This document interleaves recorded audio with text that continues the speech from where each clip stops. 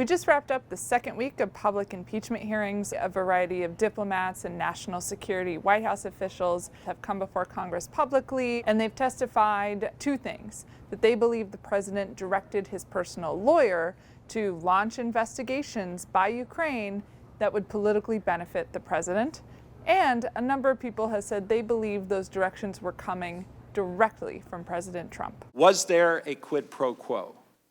As I testified previously, with regard to the requested White House call and the White House meeting, the answer is yes. Democrats categorize these allegations into three prongs. One is that the president, on that July 25th phone call, asked a foreign government for help politically. That's a violation of federal campaign law. The other is that the president abused his power by trying to leverage the State Department to pressure a foreign country to help himself out politically. The third is that the president obstructed justice by not allowing his top officials to come testify to Congress. Republicans have by and large stood by the president. As such, they've floated some 24 arguments. Tell me what action President Zelensky or the Ukrainians took to get the aid turned back on.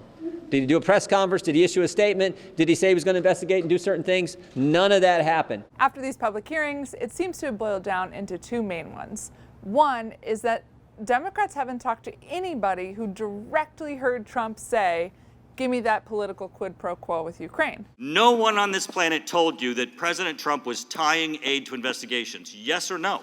Yes. The caveat to that is Democrats want to talk to people in Trump's inner circle who might have insight into what he did want with Ukraine. I want nothing.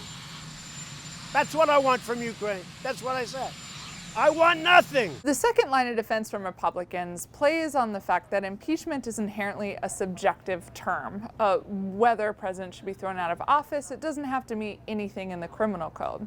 So we hear Republicans say a lot that maybe what Trump did was wrong, but it's not worth throwing him out of office. It's not impeachable, especially right up against a presidential election. I've not heard evidence proving the president committed bribery or extortion.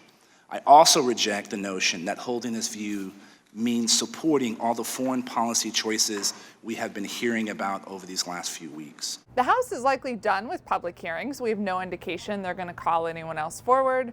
What would happen next is the Intelligence Committee is going to write a report based on everything they learned, hand it over to the Judiciary Committee, and they could write up articles of impeachment based on that report. Congress could have a vote on whether to impeach Trump by the end of the year.